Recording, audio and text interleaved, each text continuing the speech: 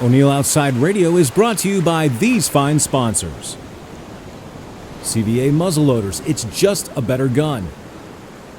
Bojangles famous chicken and biscuits. WORX Power and Garden Tools. Toyota, let's go places. Visit your local Toyota dealer today.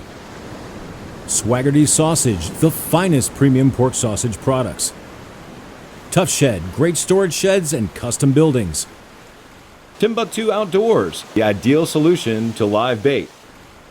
Arctic Ice, the most durable, versatile, and effective cooler packs for the outdoorsman. Terminator, the best food plot implements on Earth. And the Georgia Department of Natural Resources, state parks, and historic sites. From Black Powder headquarters in the Bojangles studio from Three Falls Cabin in the North Georgia Mountains, O'Neill Outside presents CVA Radio. For anything in the outdoors, this is your source. Listen in and call the show with your comments or questions. And now, here's O'Neill. Good morning, boys and girls, from Black Powder headquarters at the Bojangles studio, high in the mountains of North Georgia. This is O'Neill Outside, presenting to you CVA Radio. For the next 2 hours, we're talking outdoors. At 6 after the hour, we have a lot of things to do this morning. We hope you'll join us. The calls, that's what makes the program work. But I'm under obligation with a great pleasure to tell you that this program is brought to you by CVA, Realtree, Arctic Ice, Tough Shed, Furminator, Timbuktu Outdoors, WORX Tools, Stripling's General Store. That's where I got all the meat. Snellville Heating and Air, Rocco's Pub, Rita Critter, and our new sponsor, that is Mark Hurd Fuel. And we have a lot of things to do today. We have the Medal of Honor tribute. We have the YouTube prizes. We'll get to that. The radio prize package. We have some questions about who took you hunting when you were a youngster. I'd like to know who that was. We have the book of the week and where to put your trail cameras. So many things to talk about, and we hope you'll join us. The telephone numbers are 404-872-0750 in the Atlanta area, and outside the Atlanta area on the sports map and radio stations all over the country from Maine to Miami. From Seattle to L.A., it's 800-972-8255. 2 weeks ago, we had such a great set of callers. Maine, Texas, Florida, the Carolinas, West Virginia, Washington, Georgia, all around. We'd love to hear from you today. We want to know about your upcoming deer season. How have you prepared? Well, how have you prepared for the fall fishing season if you're not a hunter? We have a lot of things to do today, and we hope we'll catch up with you because this is CVA Radio, 2 hours every Saturday morning, live on WSB and the Sports Map Radio Network all over the country, up to 500 stations. Who would have thought such a thing could happen? This is O'Neill, and it is, and we'll be back. 12 after the hour, welcome back to O'Neill Outside and CVA Radio. We've got calls coming in. I want to get to every one of them. First, however, I'd like to tell you that you can watch O'Neill Outside television. Been on the air now for almost 40 years. Can you imagine that? And I look exactly the same. Yeah, right. Okay. Yeah, you can watch all of the shows on Fox Regional Networks, Carbon TV, Waypoint TV, The Hunt Channel, YouTube TV. Gosh, where else? A lot of places. If you want to watch O'Neill Outside television programs, fishing and hunting, they're easily located. So, there you are. Let's get to some of the calls at 12 after the hour. Let's talk to John first. John is calling from Lilburn, Georgia. Good morning, John. You're on the air with O'Neill. Welcome to the program. Good morning. Welcome back. Thank you very much. We had a nice vacation. Well, that's good. Couple questions. Go. I qualified for the weekly prize pack. Okay, so can I also qualify for the big prize package? Yes, absolutely. Okay, good. All right, that's one question. Okay. Second of all, a comment in that prize package, we got a coupon for that the sausage from Swaggerty's. Swaggerty's. That is so good. That sausage is awesome. Highly recommend that. It's very good. It's funny how, isn't it, how you just accept everything to taste the same, and then you try a premium product like this, and you say, wow, this is good. That's Swaggerty's exactly sausage. This is really good sausage, Excuse me, but and then I had a comment also, just to kind of correct an issue. We were talking last week about rifles and different types of, what grain bullets and things like that. Yes. And one of the things that he said, and he was very informative, he was an excellent guest host, but he said something about the bullet for a 30-06 was manufactured originally in like 1895 or something like that. Okay. And I wanted to correct that because the 30-06 is actually, the 30 comes from government, and the 06 comes from 1906, which is when they actually adapted that rifle and shell cartridge into as being accepted as a government weapon. And very interesting. 30-06 comes from. Very interesting. I love the stories that gives us the history or origination of terms and like that caliber. Very interesting, John. I thought that was kind of neat. He missed it by a little bit, but that's where that came from. That's okay. Anyway, but it was good to have you back. I really have enjoyed your shows, and of course your guest hosts are really interesting. So thank you very much. But, I'll get off the phone and I'll listen to some great comments after this. So thank you again. Mighty fine. Glad you called, and I appreciate you listening to the program. I really do. Now let's talk. Let's talk now to Paul from Brookhaven. Good morning, Paul. You're on CVA Radio, and we're listening. Good morning. It's been a while since we've talked. Yes, it has. I've got a few things. I'm curious, have you ever dealt with any, like, parks and recreation departments, and how have they been, shall we say, accommodating toward the disabled when it comes to camping and those kind of things? I'd love to hear your comments on that. Okay. One. Mm-hmm. Two, how are you coming with your audio book? Three, I have a boat dock story for you. Ooh. And four, I have a tiny little piece of trivia for you. Okay.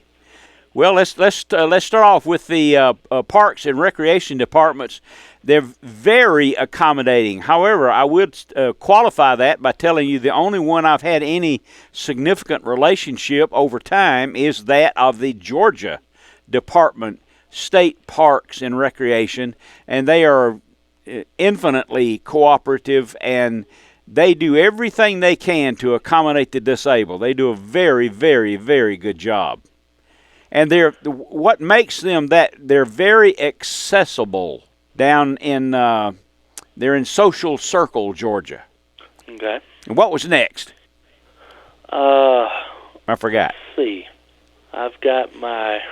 You had a. Oh, your audio book was the second thing I brought up. I haven't done that yet. I'm a lazy critter. I mean, the second book is almost finished, and. I just need to lengthen it some. I'm getting all the Swaggerty's sausage recipes that will go into that book. But the first book is still selling. People, they buy it every week. And you can purchase that book at O'Neill Outside. Have you purchased it yet? No, I'm waiting on an audio version. Oh, okay. Well, I don't blame you. I like the audio books myself also. I'll get to that one day. I mean, okay. In 2 weeks I'll be 77 years old. I guess I'd better hurry. You still got a little time. Don't worry. Okay. Don't worry. Boat dock story. Boat dock story, quickly, yes. I went camping with some guys a few years ago, and this guy jumped up and down on this boat dock and said, it's sturdy, see? And he jumped up and down on half a dozen times. I walked across it one time. That thing went, and it just collapsed, and I was up to my knees in boat dock. Oh, are you? There's some good ones. There's some good ones, and that's the materials now for the construction of boat docks and so forth have improved so much. They last a long time now. Wood and water, they don't really go together very well.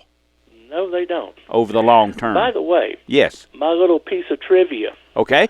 WD-40. Uh-huh. What is the significance of the number 40? I don't know. Okay, let's back up a little further. Do you know what WD stands for? No, I do not know that either. Okay. Water displacement. Okay, that sounds good. What's the 40? The 40 is it took them 40 tries to get it right. I sort of anticipated that. Water displacement formula number 40. Mm-hmm, that is correct. Wonderful. And it was never intended to be used as an oil. It was never intended to be used as a lubricant. That kind of reminds me of something else. Okay? Okay. Hear me out on this. 2-in-1 is shoe polish. Uh-huh. Okay? 3-in-1 is machine oil. Okay? Uh-huh. All right, what's 4-in-1? I thought that was oil. No, 3-in-1 was oil. I don't know. 4-in-1, I don't know. 5. Oh, I've had enough of you this morning, Paul. I'm glad you got a kick out of that. That's right. All right, my good friend. Listen, O'Neill, I had to give it to you. That's all right. Hey, let's start off the day with a laugh. It helps everybody. All right, I know life in Brookhaven is wonderful, and I appreciate you listening to the program. And we'll get to that audio book one day. All right. I'm going to do it myself. All right, sounds good. Look forward to it. You bet. I'll see you soon. There you are. All right, we got to go to a break here for a moment. David in Texas, Don and Ocean Isle, you guys hold on. I need to go to a break here in just about 1 minute, but I can't get to your calls by that time. So let's think about this. In the upcoming months, you and I are going to talk about what does it mean when the lake turns over. Ooh, some people don't know that, and it's important in that in your fall fishing and into the winter that you understand what happens when the lake turns over and how it affects the fishing. Thirdly, then, before we get away, you can visit O'Neill Outside website, O'Neill Outside, and right there on the homepage you can order my book. It's called O'Neill Outside, 65 Years in the Outdoors, People and Places Along the Way. And if you order it there, I'll sign and personalize it for you. More outdoors headed your way. David, Don, you guys hold on. This is O'Neill with CVA Radio, and we'll be back. Well, a lot of people aren't asleep. Welcome back to the program, everyone. You're listening to O'Neill Outside CVA Radio, the #1 live outdoor-based radio talk show in the country, thanks to you guys. And you can watch the program on Facebook beginning on every Monday. Watch the show, and you can see it, this show that is, and watch it every day or every week. And this coming Monday, O'Neill will be live on Facebook at 6:30 p.m. 6:30 p.m., and we'll send out a notice. Right now, let's talk to David. He's calling from somewhere in Texas. He's hanging around out there in Texas. What do you say, my friend? What's going on? Good morning. Good morning. Good morning. Good morning. What I wanted to say is, correct me if I'm wrong, when the lake overturns on the river, is that like when the photosynthesis is too heavy, too much greenery? No. Well, on a river, it might be a different story, but what I'm referring to is probably big lake or pond fishing. When the air gets colder, it is heavier. Okay. And it sinks through the layers of warmer water, and then the warmer water replaces it, and then it gets cold and it sinks, so the lake turns over, and it spreads the game fish out in the water column from the surface all the way down to 30 or 40 feet, or the limit of the oxygen level. so it turns Okay, I appreciate over. that. So how about that? That's good. Can I give you one quick story? Sure, please. Okay, I was talking to the producer. He's a real gentleman, and y'all are always professional.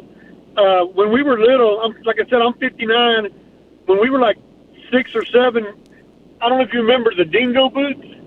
Yes, I do. Okay, they look like biker boots, but they didn't have a lot of insulation. And before we left the house, my dad would say, grab some newspaper. I'm sure you know what that means. Uh-huh. You put it in your boot for insulation. Yes. So you don't freeze in the deer stand. So I thought I'd share that. It's kind of a good memory, and I love your show, and I'll let y'all go, okay? Good deal. Thanks for calling, sir. Have a great weekend in Texas. Thank you. Bye-bye. You bet. See you soon, I hope. There you are. I'll always love to get calls from Texas.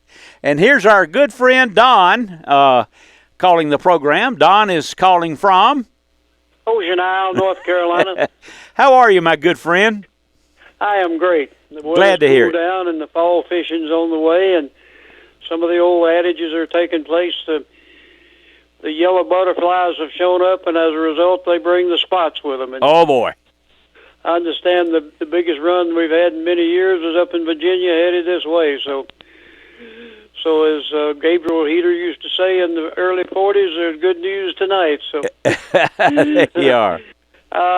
O'Neill, I was talking to a friend the other day, and he was out about 40 Mile, Uh-huh. and he said he got in the largest school of cigar minnows he's ever seen in his life. Oh, boy. He said there was 4 of them on the boat, and they had the sabaki rigs, and they were jigging them up, and they jigged up a couple of hundred, and all of them were 7 or 8 inches long, which is Well. very big for them.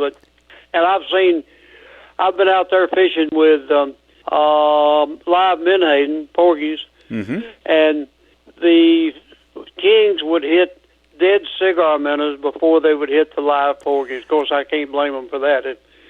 The smell of a porgy. So, and he said the school was just he never got out of them. They were stayed there till they finished up what they were going to catch. How about that? That was good. You know, that's the second time I've been in Florida for a few days, taking a few days off with a family vacation, and that's when you said a sabiki rig. I heard that this week, and a sabiki rig is for catching bait. Yes, sir. Tiny really little works. hooks. And you catch them. You put one man on the rod and one man taking them off, and it's a good system. You bet. Hey, I thought of you the other day, Don. I read and read and read and read, and I was reading about the Gulf Stream. How far is it from Ocean Isle? How long a trip is it out to the Gulf Stream? We've got to run 2 hours to get out there. It's anywhere from 50 to 65 miles for us to get to the edge of the Gulf Stream. Okay. Well, I know you know this, but I love to tell our audience things of this type, and that is the Gulf Stream carries 4 billion square feet of water a second. It is huge. And that is more water moving in the Gulf Stream than all the rivers on Earth combined. Yes, sir. And it How moves about that? 6 to 8 miles an hour. Yes. And I've been out there, and it changes the weather. I've been out there in the wintertime, and it would be snowing over the Gulf Stream, and on each side it was clear weather. So. Different temperature. I fished with a man for years, and he had a grandson, and the grandson started fishing when he was 7 or 8 years old. Uh-huh. He grew up to be about 6'4", and he could go bear hunting with a switch. He was just a big old raw-boned young man. I see. Loved to fish. And the king tournaments would have a contest, and they'd place 14 plastic styrofoam cups upside down, and who could get the most cups in a 12-foot cast net, they had a real nice prize. Uh-huh. He got disqualified from from entering those contests because he'd get all 14 of them every time he threw the net. Oh, I see. But he was an avid fisherman. Well, that's good. He loved to fish, and today he's got a job down in Florida, and he's got a boat, and he fishes most every weekend down there. He got a good job down there. Fishing is the number one participation sport among men in the world. I would believe that. By far. There's more people, more men enjoy going fishing than any other participatory sport. By far, nothing even close. I know when the first time I took Ross fishing, it was like addictive. He took to it like a duck to water. And anytime you wanted to find him, you either went to the lake or to the woods because he loved to hunt and fish, and still that way today. You betcha. Glad you called, Don. Have a great weekend, my friend. Love your show, son. It's very good. You bet. I'll see you soon, I hope. 32 after the hour, 33 after the hour now. 404-872-0750, 800-972-8255. We've got time for this, so let's get to our good friend Milton Crabapple. Good morning, Milton.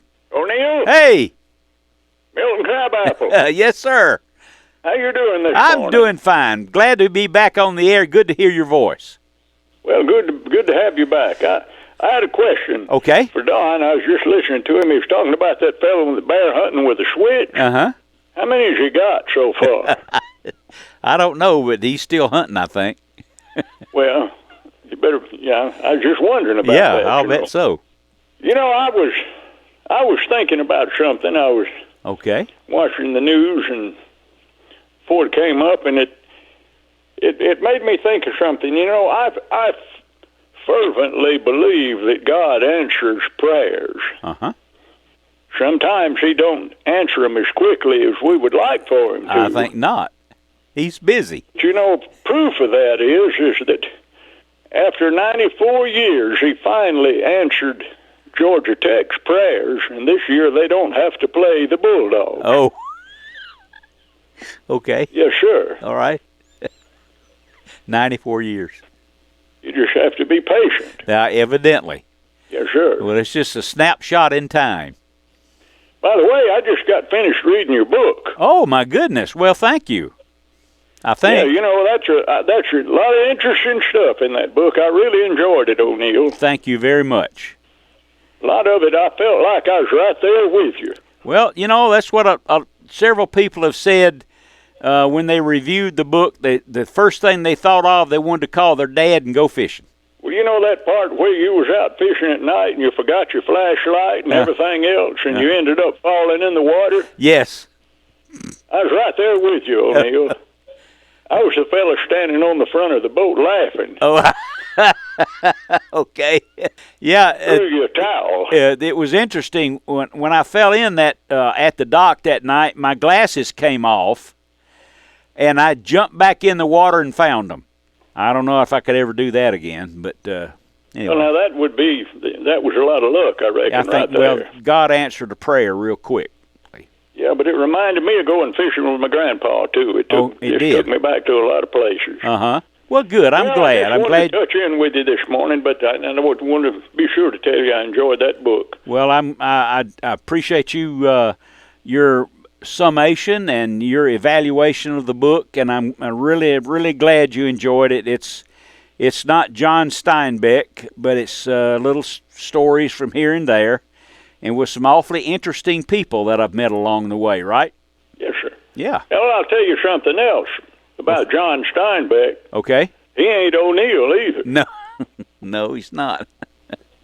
He depresses me. I'm not going to read anymore. Milton, I'm glad you called, my good. If you're down this way, we'll finish that checker game. Okay. Mighty fine. I will see you soon, my good friend. Much obliged. You bet. I will see you soon, that's for sure. And it's time for a break here, and when we return, we'll have the radio prize package in after this commercial break, and we'll get to that. You guys get ready. This is O'Neill. 40 minutes after the hour, welcome back to O'Neill Outside. Now, on the television show right now and Sports Map Radio, you're not listening to the to the bumper music, but I want to ask you to look up something if you're a music lover like I am. And there's a song called Doe Eyes, D-O-E, Doe Eyes. And you'll be surprised. It's a beautiful piano piece, and you'll be surprised to know that Clint Eastwood wrote it. Okay, Mark, you hold on just for a second. Let's get the radio prize package started. The rules are you have to be 18 years old. Mark can't win because he's already on the line. And number two, if you've won a radio prize package in the last year, you cannot win this prize package. And the prize package consists of, just a minute, I've got it here somewhere, a Bojangles gift card, Swaggerty's supermarket voucher for sausage, DNR hat and Riggs magazine, Realtree hat and decal, Big Green Egg igniter and koozie kit, Arctic ice packs, Angler magazine, Georgia State Parks guide, Fisher's Choice baits, selection of True Turn tackle, and a hydro shot glass. You got to use that from time to time. And the question is, ready? When this program began on WSB in 1992, what was the name of the show? It was not O'Neill Outside. There's your question. There's your radio prize package. And the telephone numbers are 404-872-0750, 800 972-8255. I'd love to have somebody win from Virginia someplace. All right, right now, however, let's talk to Mark. He's calling from Camden County. Good morning, Mark. Yeah, I can't win either because I've already won that thing once, too. There you are. I figured you probably had. You probably don't you probably don't remember. It was about 25 years ago. Oh, yeah. Probably not. So when did, let me ask you a question. Nice pair of Costa Del Mar sunglasses. Oh, you rascal. Do you still have them? They're in the bottom of Tampa Bay somewhere. I broke my lanyard when I was running a boat across there, sitting up in a fly bridge wearing them. Last I saw them, they flew off my face and went down in the water there somewhere between the Howard Franklin Bridge and the Gandy Bridge. Okay, well, this is probably a tarpon's got them on there somewhere. Let me ask you a question before we get to the subject of your call. I had them for about 10 years, Go ahead. My question is, from a date, if you had to pick a date on a calendar, how many days ahead of the deer season do you begin your preparation? For me, it's about 2.5 months. 2.5 months. Okay, that's what I was looking for because you prepare for the deer season. I'm usually about the third Saturday in July. I'm in the woods scoping things out, maybe doing a little mowing, getting ready, see what I'm going to do with my food plots and things of that nature. That's right. I think a lot of people make a mistake by not preparing like you have or like you do.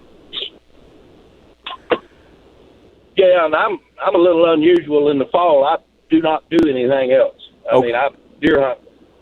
All of my extra time is devoted from the middle of September to the middle of January. I don't do anything else. Oh, I see. Okay. Well, what's going on with you today, sir? I'm heading up to Jeff Davis County to sit all morning, and I'm going to have my butt back to the house by lunchtime, and this is one of the very few days in the fall where I'll sit and watch football probably till 10 o'clock tonight, especially with Georgia kicking off first game. Oh, yeah. Okay. They're what, like a 30-point favorite, I think, today? Yeah, something like that. And they should be. It's practice. It's practice. I'll probably spend all day tomorrow hunting around the house because our deer in Camden County, our bucks are already starting to run the does around. Okay. Okay, yeah. Down in that part, yeah, that's one of the different rut areas, different timing of the rut toward the Georgia coast. That's for sure. Yep, 2 weekends from now we'll be at a peak actually. Okay. Which might sound odd to folks up there, but you and I both know the deer around the state rut different times, and we have the very first rut of the years down here. Yes. Well, good luck to you today, sir, and I hope you enjoy the game. I won't be watching, but that's okay. Yeah, well, that's one of the few days of the year, first day of Georgia football. I'll be watching it all afternoon. Well, it's worthwhile. Did you get to fish in Florida any while you were down there? No, I did not, but my son-in-law did. But we had some high wind and the beach fishing, the pier fishing, and all was just destroyed with 30-mile-an-hour winds. It was. Yeah, well, we had a pretty good nor'easter blowing here too, and it's kind of hard to fish in those conditions. But, he fished. He fished for 3 days. And I've said it before, and I've been saying it for 25 years. You get a chance this winter, sneak down here, and I will show you more speckled trout and redfish than you've ever caught in your life, including in Louisiana. Oh boy, what an invitation! Well, I've got your number, so maybe we'll see what we can do. We need to do it sometime. We've been talking too many years and never got nose to nose. Yeah, I know. I love to do that. Thanks for calling, Mark. Good luck to you today, pal. Good weekend. You bet. See you soon. There we go. And let's see who's up now. Do we have a winner? Yes, we do. Let's get to that right now. It's 46 after the hour, so let's get to that right now. The question was, in 1992, when this show began on WSB, it had already been on another station in the Atlanta area prior to that for almost 2 years. So in 1992, when we began this radio show live on WSB, and the name of the program, we'll talk to John now. The name of the program, John, was what? The Great Outdoor Show. Yes, indeed, the Great Outdoor Show. And I stole that name, quite frankly, from a show that is still on the air in Louisiana. That show. Wow. I tell you what, you always, Professor, are always full of information, and the way that people can remember that is if they listen to Milton sing that, or it's either you singing it, one of the two of you. And y'all sing it occasionally, and I enjoy that thing. That's a great jingle that you have. Isn't that sad? He wrote that, Milton did, and Milton sings it. That's not me, of course. I'm no singer, but he really got it right the first time, didn't he? He sure did. Yes, sir. We'll matter of fact, we'll probably ask our engineer, Corey Redmond, there at WSB. Maybe he can play that. There it is, right there. Let's listen. Professor O'Neill, I really appreciate you, and thank you for all the information you bring us each and every year. When is the DNR going to be back on with you? On the 17th of October. 17th of October. Yes, sure they'll be on 2 weeks in a row. I wish you could get David Reed on there. I tell you, he is really a book of knowledge. Yes. Well, you have to learn things. It fascinates me. Did you hear earlier in the program what I said about the Gulf Stream? Yes, sir. I heard a little bit of it. I didn't get it all. Well, I heard a little bit the of it. Gulf Stream that runs from the Bahamas up the east coast of North America all the way to Norway carries 400 billion cubic feet of water a second. And that just blows my mind, that much volume. That's right. And that it's flowing at 8 miles an hour, and that's more than all the rivers on Earth combined. Good grief. I think that sort of thing is fascinating. I'll tell you one other thing. I've got time.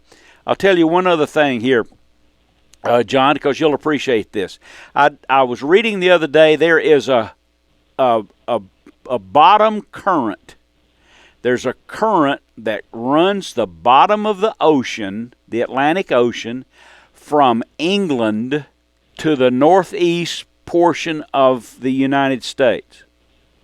Wow. And that it takes 10,000 years for that current to make its way to North America. Whew. I'm just fascinated by things of that nature. I don't blame you. I wouldn't be. I mean, I can't even think. Of course, then you get to thinking about the deep crevices and the different areas in the ocean. Yes. Wow. Isn't that something? Isn't that marvelous? All right, my good friend. You're the winner, and we've got your address and everything, I presume. Yes, sir. You're correct. And give us a couple of weeks, and you'll get a package in the mail, and it'll be full of prizes. Well, thank you very much. I certainly appreciate it, Professor O'Neill. Just keep up the good work. I'm always happy to talk to you because you are such a blessing to so many of us. Well, you're thank very, you very kind. Very much. You're very kind. Have a great weekend, my friend. I will. Thank you. Bet. You do the same. And I will see you soon. There we are. We've got a lot of calls coming in there. Let's see if we can get to oops. Did I lose everybody in there? So this is O'Neill with O'Neill Outside, and CVA presents every Saturday morning throughout the third and fourth quarters. We talk a lot about hunting this time of the year because some other figures. There's 60 million people in the United States, men and women over 16 years old, who, if you ask them, are you a fisherman, they will respond, yes. More people go fishing in the United States than play golf, go to the NFL games, and Major League Baseball games combined. It is the number one participatory sport among men and women in the United States. Can you imagine that? And especially now with the, we'll call it the poor publicity from from the NBA and the NFL.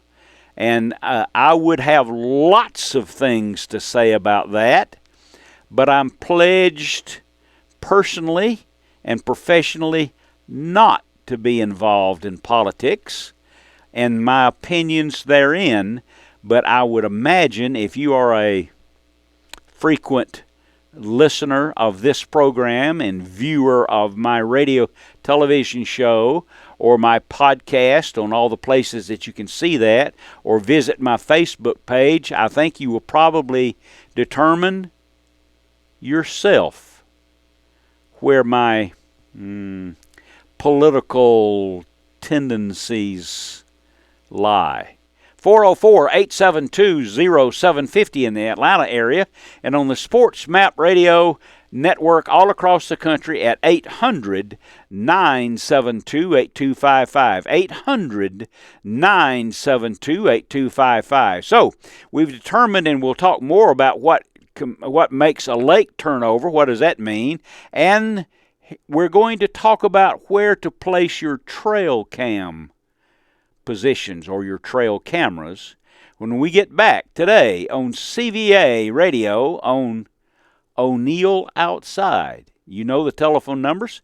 Give us a call. I'd love to hear from somebody. You know, I love to pick out a state. I'd love to hear from somebody today from Virginia. Let's give it a try. We'll be back. O'Neill Outside Radio is brought to you by these fine sponsors. CVA muzzleloaders, it's just a better gun. Bojangles' famous chicken and biscuits. WORX Power and Garden Tools. Toyota, let's go places. Visit your local Toyota dealer today. Swaggerty's Sausage, the finest premium pork sausage products. Tough Shed, great storage sheds and custom buildings. Timbuktu Outdoors, the ideal solution to live bait. Arctic Ice, the most durable, versatile, and effective cooler packs for the outdoorsman. Terminator, the best food plot implements on Earth. And the Georgia Department of Natural Resources, state parks, and historic sites. From Black Powder headquarters in the Bojangles studio from Three Falls Cabin in the North Georgia mountains, O'Neill Outside presents CVA Radio. For anything in the outdoors, this is your source. Listen in and call the show with your comments or questions. And now, here's O'Neill. Another hour of outdoors headed your way. This is O'Neill from the Bojangles studio and CVA Radio for the next hour. We're talking hunting, fishing, conservation, participation with your family in the outdoors, and maybe some things you can learn from my callers. The telephone numbers are 404-872-0750, 800-972-8255 nationally. And this program is brought to you by CVA Muzzleloaders, Arctic Ice, Tough Shed, The Furminator, Timbuktu Outdoors, WORX Tools, Stripling's General Store, Snellville Heating and Air, Rocco's Pub, Riddicritter. It's time for you to call Riddicritter and keep the animals out for the fall. And Mark Hurd Fuel, our propane supplier, that's for sure. So welcome back to the program, everyone. We hope that you if you get up early and make that sacrifice, you're on the way to the woods, the pond, the lake, the stream, the campsite. I hope maybe this kind of helps you along the way. From my callers that come in for and pass along tips and recommendations and reminders. Most of us know all these things, but a reminder now and then can certainly help, especially with fishing. So there you are. Again, the telephone numbers are 404-872-0750, 800-972-8255. For the balance of this hour, we have a lot of things to talk about. The book of the week. We're going to talk about that, what the lake turnover means, and we will certainly have the Medal of Honor tribute, the most important part of the show, and certainly in the second hour. And we'll have that at about 50 minutes after the hour, something of that nature. A very, very inspiring Medal of Honor tribute, or account, if you will. And you can see those if you visit O'Neill Outside website. Right there on the home page, the right-hand side, you'll see a big insignia. It's the Medal of Honor tribute descriptions. Once you get started, it's hard to stop. 3,500 men and women have been awarded the Medal of Honor, and each one of them is a marvelous story. Okay, more outdoors headed your way when we get back. 12 after the hour. This is O'Neill with CVA Radio. Now let's chat. We've got I always enjoy his calls. Let's talk to Richard calling from West Virginia. Good morning, Richard. Welcome to the weekend. Yeah, I forgot to use, you said you could use your nickname. I forgot to tell him that Radio Rich, but that's okay. Okay. Because you said you like nicknames, so I just wanted to throw that in. Okay. Good deal. When it comes to... You were saying, I had a question I wanted to ask, but I heard you talk about your Fisher's Choice baits. Yes. Fisher's Choice. Are they allowed to use, you wonder how many people use those in the Bassmaster? Probably none.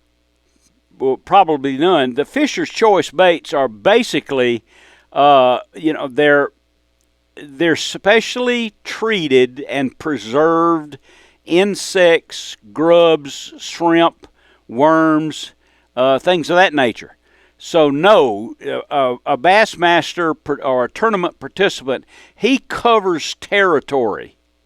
He presents his bait to thousands of bass in a day. So to sit in one position and use an insect type bait to catch a small bass, a crappie, a brim, that would not be his style. No. I was told they're not even allowed to use. They have to use lures. They can't use live bait. Well, this is not. This is. Oh, they're not live. No, they are specially treated with preservatives and a special scent, and they'll keep in the can for 5 years. Once you open the can and begin to use them, then they'll still last 2 weeks. It's more of a pond bait, a dock fishing bait, a bait around a bridge, something where you make a cast and put it under a float and just catch them one after another after another. They're actually better than live bait because they're so easy to use. It's a good idea. Type of bait Pardon me? That'd be the type of bait I would like to use them for something like that, fishing in a pond. Oh, yes. Fishing in the park or something like that. That's what that would be good for. Absolutely. As a matter of fact, see, I'll give you a little background. The company that produces these baits is basically a chemical company. So they came up years ago with a chemical treatment for these baits, the grubs, the shrimp, the crickets, everything, and they discovered that it would keep them firm and keep them available to use for this type of fishing, well, like I said, in the can for 5 years. That was the way they came up with these formulas that to use for fishing, and it's Timbuktu Outdoors, Timbuktu, Timbuktu. Oh, okay. You can't get them at your local fishing place. You have to order them through Timbuktu, though. You have to order them on the internet then. Yes, you can, but they are in Bass Pro Shop, and they are at Walmart. Oh, okay. That's local then, Bass. Yeah, sure. Walmart. The question I have to ask you, I'm trying to find out, is there's a show on that comes after you right here in this city. It's a Bassmaster show. Yes. They don't take calls, but it's just a Bass. They talk about the Elite Series and the Bassmaster. I've heard them talk about both. I just wonder, in order to get into the Bassmaster, do you have to qualify through the Elite Series? Is that something you have to go through in order to get into the Bassmaster? Is that just part of the step to get into it? Yes, you do have to qualify. There's a significant entry fee, and just because you have the money for the fee doesn't mean that you are automatically in there. All of those are qualifying tournaments, and believe me, those guys are really good at it. Man, they're outstanding fishermen. Outstanding anglers. But yes, it's a qualifying basis. Oh, that's what I wonder, because I hear them talking about the Elite, and that's why I thought that you would know as far as getting into the Bassmaster, that the Elite Series is something, one step that you have to go through to get there, and I just found out. Yeah, you bet. So, thanks, O'Neill. It's very highly qualified, and it's like let's compare it to a 17 or 18 or 20-year-old that wants to go to the Masters in golf. He can practice all he wants, but that doesn't mean he's going to be in the Masters. And same thing with the Bassmasters and the Elite Series. You're just not just a heavily practiced fisherman. You are really good at it, and you've improved, and you have proven that over quite a lengthy period of time. Those guys are really good. How do you like the Bassmaster show that follows here?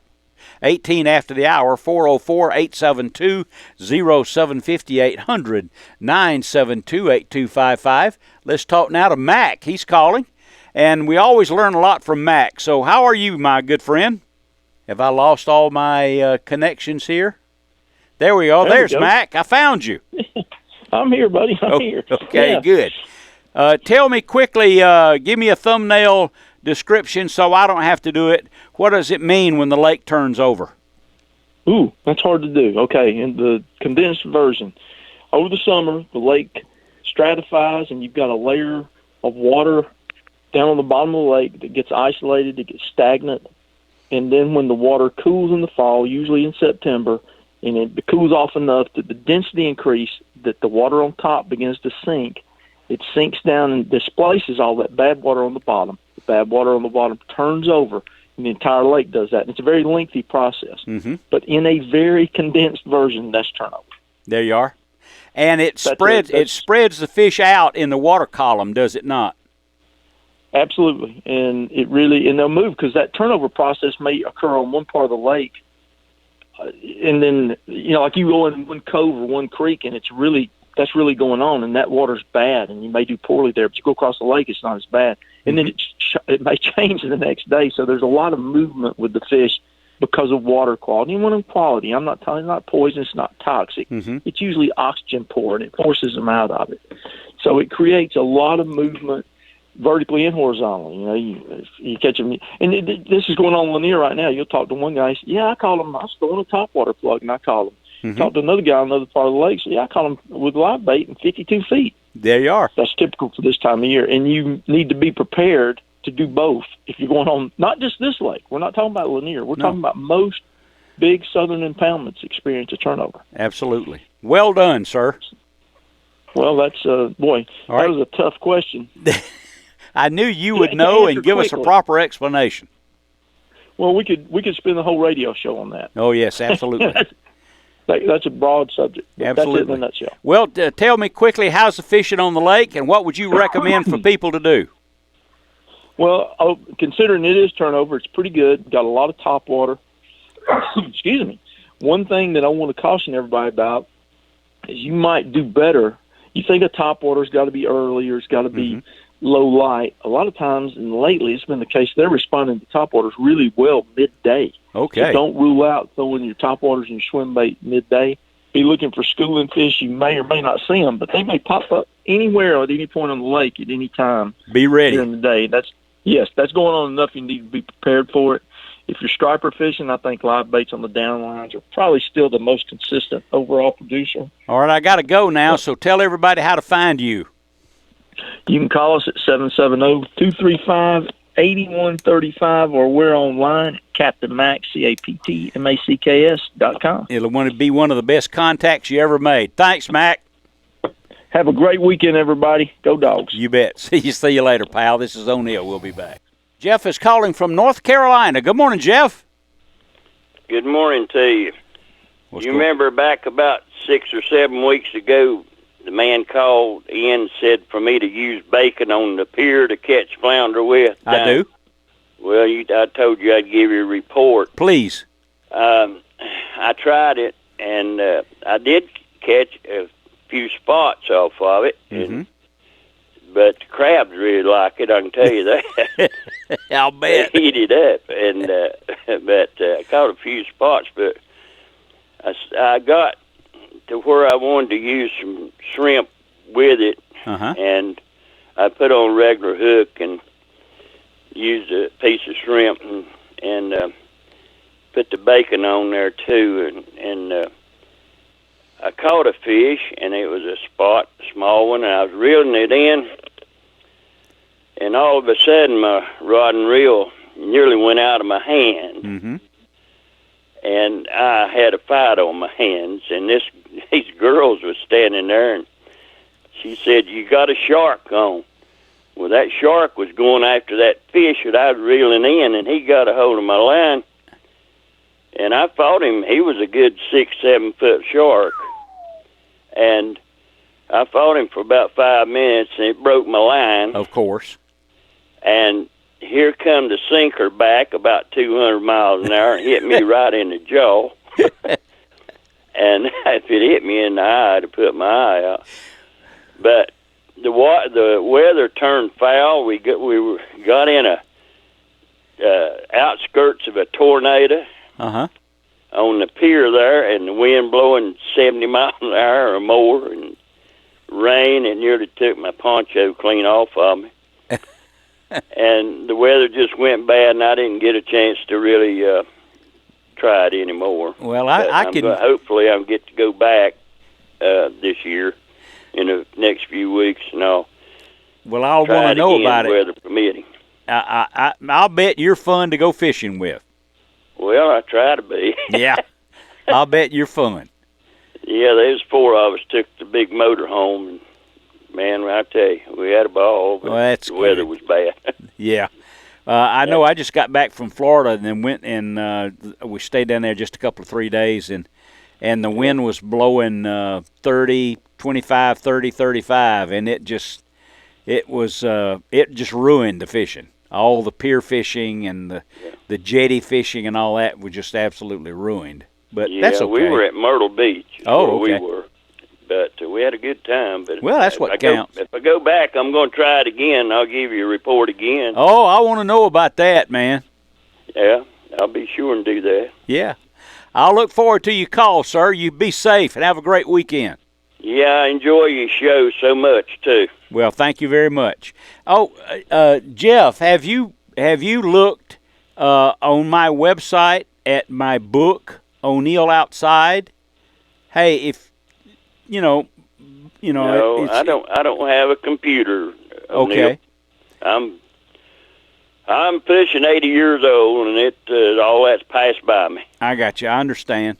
Well, get somebody to order it for you, and you read the book, and I think you'll enjoy it because it's got a lot of good fishing stories and hunting stories along after 65 years in the outdoors. I'm almost your age, and the next couple of weeks I'll be 77.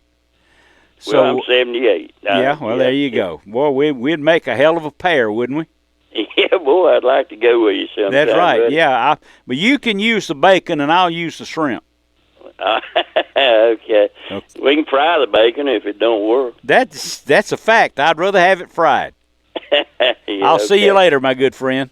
All right, sir. You bet. Thank you. You bet. And there goes that. And so let's see, what have we got? We've got nobody else right now. So let me go through just for a second. For bow hunters and crossbow hunters. Now, first of all, let me tell you that this is a superficial set of recommendations because I don't do either. I do not crossbow hunt, nor do I bow hunt. I've had surgery on both of my shoulders from all this weightlifting, and so I cannot pull back a bow, and I've chosen not to be involved in crossbow. But I have recommendations for you that will probably make sense with regards lots of things in deer hunting. Number one, practice. That's how you'll get better. Practice. And when you're done, practice some more. That's 2. Number 3, practice from your deer stand. Shooting down. Because, see, the effect of gravity is nowhere near as great if you're shooting down instead of shooting flat. So make sure that you practice from your deer stand. Be sure also to practice from a sitting position, both in the deer stand and from a ground blind. It's not always the perfect setup for a range shot. And of course, all these things about bow and crossbow can be applied perfectly, of course, to your rifle hunting and your muzzleloader hunting. You have to practice, because when you pull the bow back, when you release the crossbow, or you exhale and pull the trigger, there's no doubt, there should be no doubt in your mind that you're going to score. Now, I saw, and I have an opinion about this, I saw a portion, pardon me, it's just my opinion. I saw a little bit of a show on YouTube last night because I was scrolling through YouTube to make sure, because you can watch all of O'Neill Outside shows, all the cooking segments, all of the, you can see this show, televised version of the radio show, and you can see all those things at YouTube and YouTube TV. So I happened to see a fellow that was hunting for hogs. Okay? That sounds good. The hogs need to be hunted. They're a non-native species. They take up the food supply. They ruin the habitat for white-tailed deer and other critters in the woods, and especially turkeys. They don't belong here. It's a non-native species. So hunt them often and at will. But what I saw, I didn't care for. And what was that? A guy was throwing a spear at hogs. Now, one of the things that I propose, that I recommend, that's connected to my recommendations, that I insist upon, that whatever it is you're taking, quail, ducks, deer, hogs, elk, coyotes, whatever it is that you're hunting, I believe you should dispatch your target mercifully and quickly and in a fashion so that you can always find the animal. Now, in the show that I saw a few minutes of yesterday, he was successful. But I would tell you that I am very doubtful that indeed this is a very efficient, humane way to harvest animals with a handheld spear. That's just O'Neill's opinion. And if you're a spear chunker, you throw spears at animals, then good luck to you. I hope every time you do that, that you dispatch the animal mercifully and that you use the meat, the hide, the guts, whatever it is that you did it for, that you do that. But I can only place myself in that situation. And while I was, in my youth, a good athlete, I doubt that my average in taking an animal with a spear, I think that average would be small. What do you think? And if you're an advocate of that, then let me hear from you.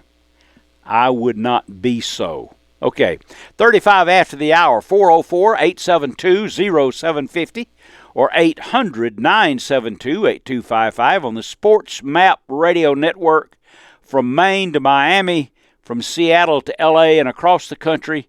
O'Neill Outside Radio.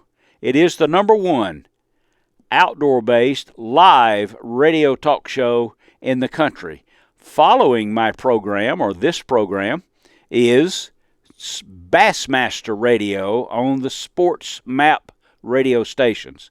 And I'm sure that he has a lot of good reports and very fulfilling about the Bassmaster tournaments and the participation thereof.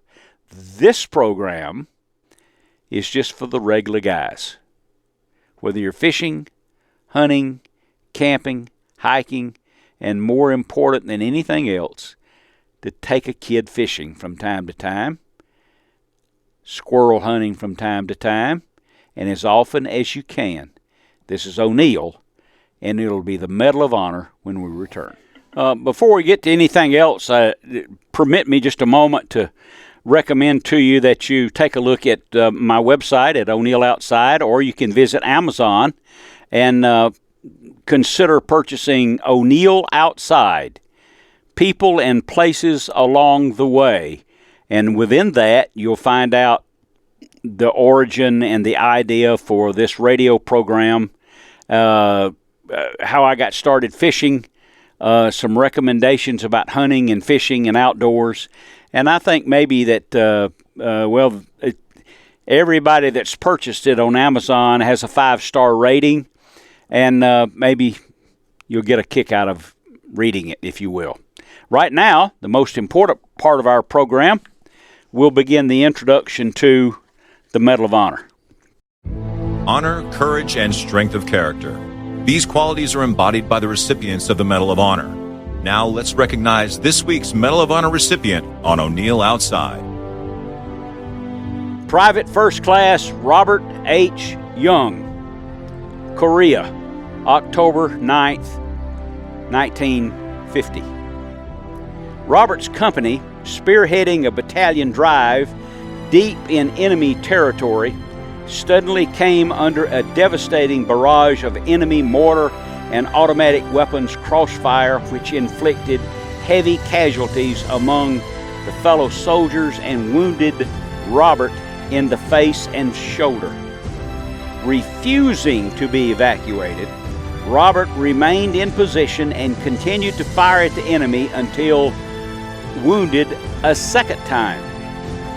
As he awaited first aid near the company command post, the enemy attacked again. Refusing medical treatment, he took an exposed position and, firing with deadly accuracy, killed 5 more of the enemy. During this action, he was hit again, this time in the head. Later, when supporting tanks moved forward with his wounds still unattended, he directed tank fire which destroyed 3 enemy gun positions, killing 15 more of the enemy and enabling the company to advance. Wounded again by an enemy mortar burst, and while aiding several of his injured partners, he demanded that all others be evacuated first. Throughout the course of this action, the leadership and combative instincts displayed by Private First Class Robert Young exerted a profound influence on the conduct of the company. His aggressive example affected the whole course of the action and was responsible for its success. Private Young's dauntless courage reflected the highest credit upon himself and upholds the esteemed positions and traditions of the U.S. Army. He died a month later in combat. He was 21 years old. That is a hero. Not an NBA player, not a football player, not a baseball player, not a rock star, and not a politician. That is a hero. 44 after the hour. Let's talk now to Randy. Randy's calling in from Atlanta. Good morning, Randy.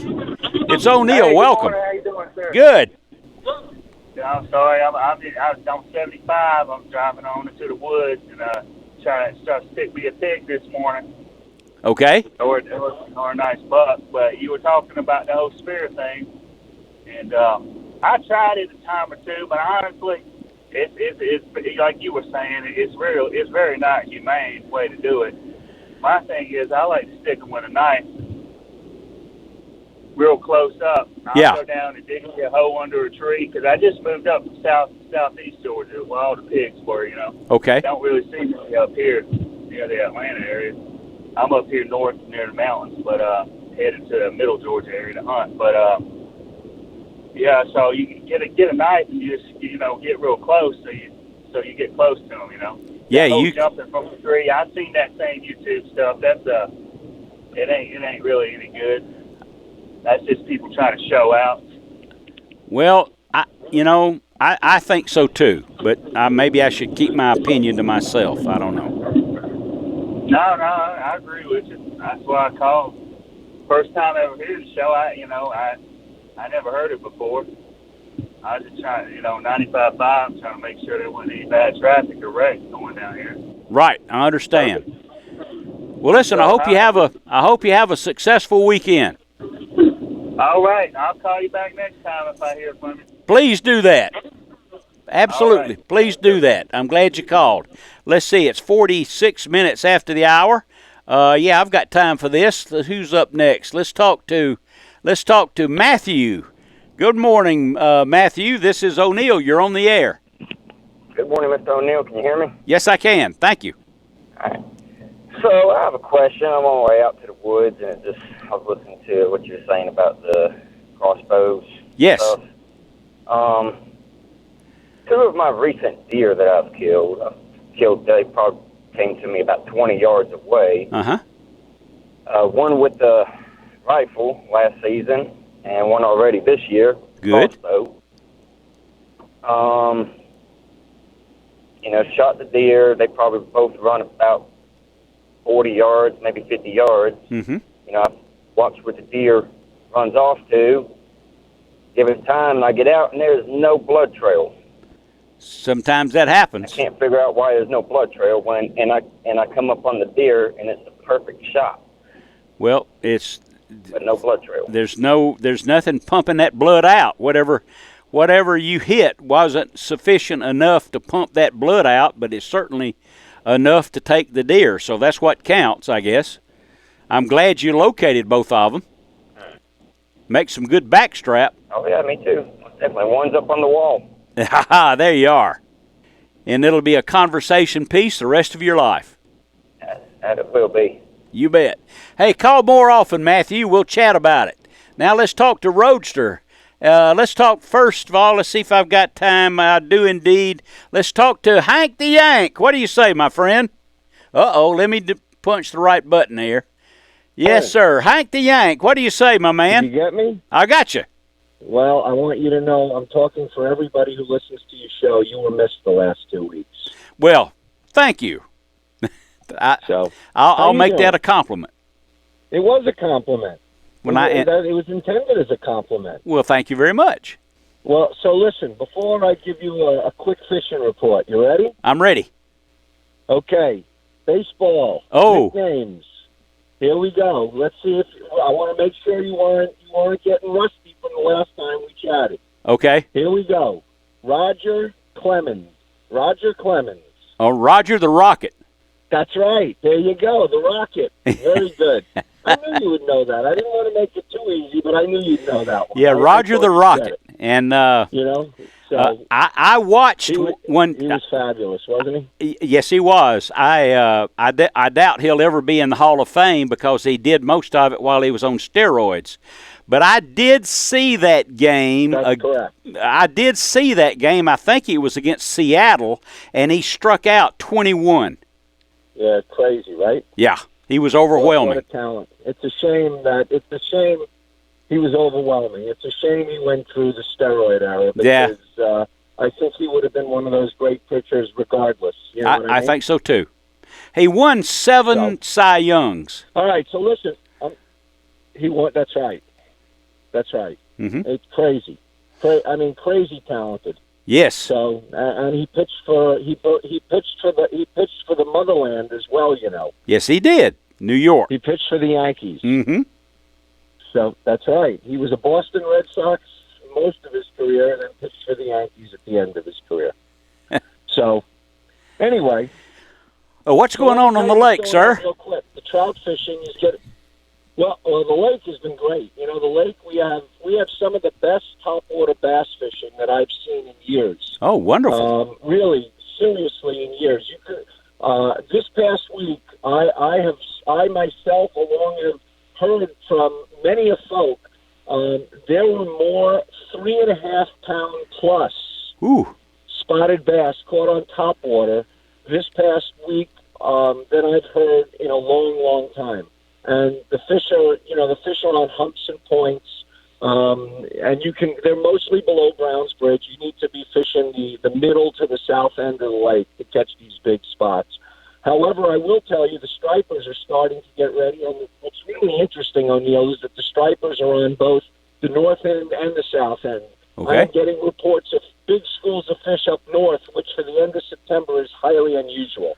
But there's fish all over the lake. You can get them. I'm sure Matt called in, and you can get them on the down lines, the free lines, and the umbrellas. But we're fishing them on topwater fly or on topwater throwing sabiles and walk the dog baits like Zara Spooks or any of the walk the dog type baits we're using right now. And so it's just one of the great pleasures in fishing is to watch a striped bass come up and explode on the top of the surface right now. Oh, yes. They're eating on herring. So that's going to continue for another 3 weeks or so. Okay.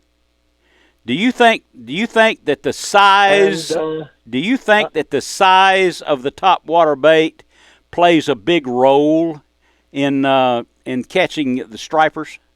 I do. I do, especially this time of year when the fish are not on the threadfin shad right now. The fish are on the blueback herring, and we're seeing blueback herring to the likes of 7-8 inches right now on the lake, which is a little bigger than we normally see.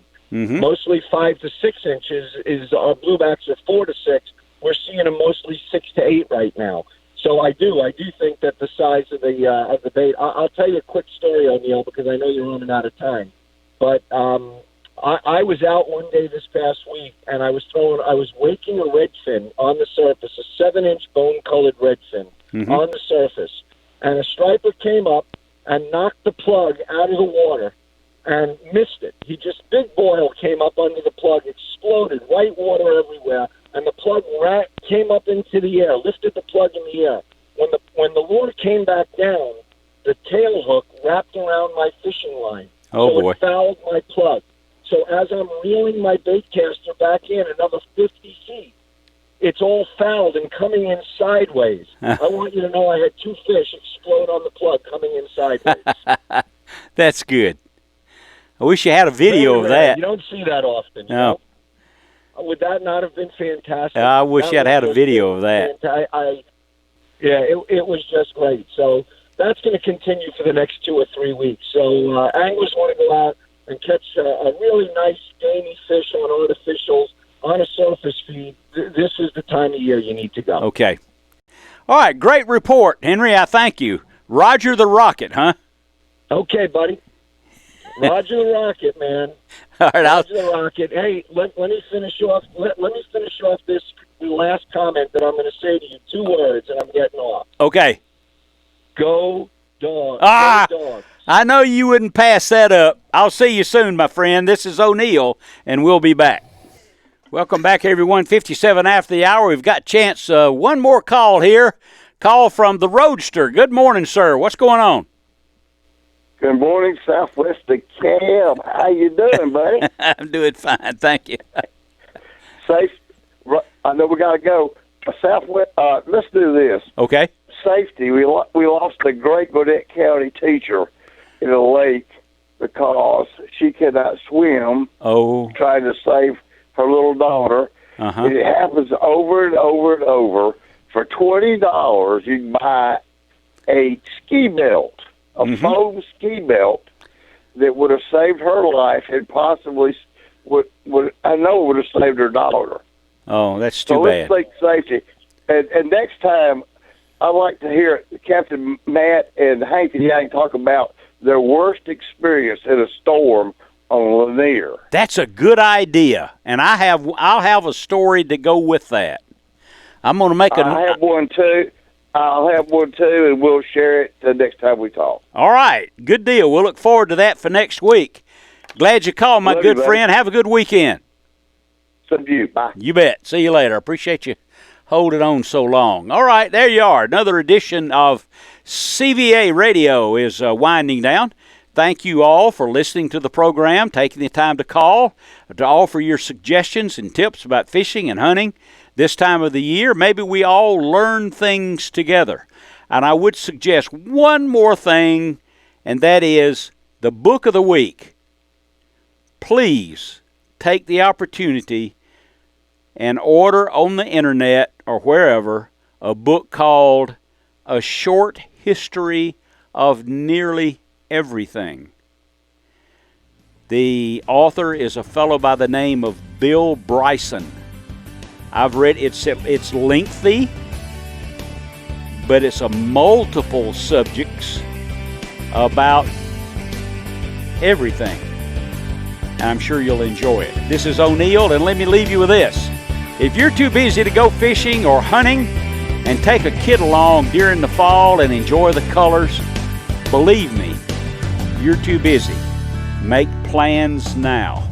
This is O'Neill. I'll see you guys next week.